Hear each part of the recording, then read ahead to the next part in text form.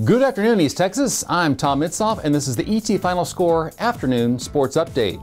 It's opening day in Major League Baseball for all teams except for the Rangers and the Astros, who opened last night. They're both off today, but there was still some big news from the Rangers this morning.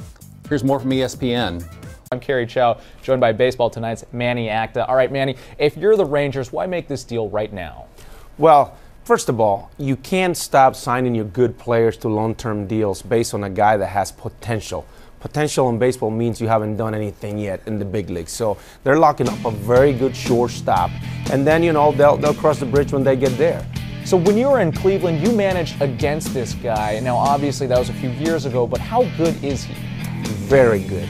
This is a kid who is well mature beyond his age.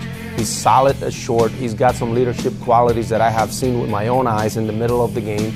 And he does whatever it takes to win. He fits the profile of the good old shortstop back in the days when you didn't have to hit over 20 bombs to play up the middle. Certainly. Now, what does this deal mean for guys like Jurickson, Profar, and Ian Kinsler? It shouldn't mean anything to Jurickson. I mean, he needs to continue to develop his skills in the minor leagues. I mean, he's got time in front of him. For Kinsler, neither. I mean, he's established major leaguer. He's going to be a very good second baseman still. And if at some point he's going to have to move, then they'll make that decision, and he'll be part of the decision making. But for right now, they just need to concentrate on winning ball games, because Profar, he's not there yet. He needs to develop in AAA, and I think they're doing the right thing. Do you think the Rangers kind of acted, they saw what history did with C.J. Wilson, some of their stars, and you just alluded to this, but their stars left. Is that why they wanted to lock up Andrews and make sure they kept him?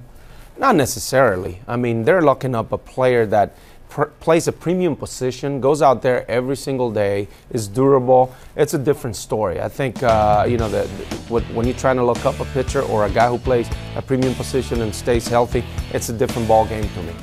It's also a big day for Robert E. Lee High School graduate Matt Flynn, who apparently is going to get his wish to be an NFL starting quarterback. Adam, how did the deal for Matt Flynn get done? This has been in the works since last week, and essentially the framework of the deal had been in place over the weekend, and this morning they're completing the paperwork. Matt Flynn will have to take his physical still for Oakland, have to fly there, but they're still signing off on the paperwork that will send 2 picks from Oakland to Seattle. It'll be a pick in 2014, a conditional pick in 2015. Keep in mind that the Raiders' head personnel man, Reggie McKenzie, was in Green Bay when the Packers drafted Matt Flynn. He knows what Matt Flynn is about. The Raiders also explored the possibility of signing Kevin Kolb over the weekend. He went to Buffalo, and once he went to Buffalo, that enabled the Raiders to move ahead with the deal for Matt Flynn, who will now become the Raiders' starting quarterback, because the Oakland Raiders are also trying to finalize a trade for Carson Palmer, sending him to the Arizona Cardinals, which is a strange twist and turn of events here, because over the weekend there were some people who felt that Carson Palmer wanted to wind up with the Tampa Bay Buccaneers. That was his preference. However, the Arizona Cardinals hung in there,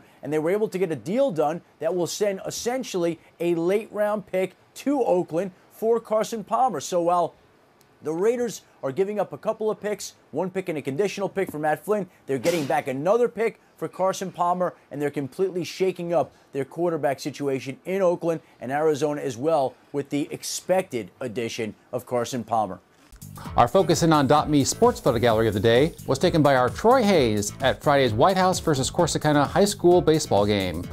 All the photos are available for purchase. Visit focusin on.me by clicking the link in the upper right-hand side of the toiletpaper.com homepage. We'll see you back here tomorrow afternoon.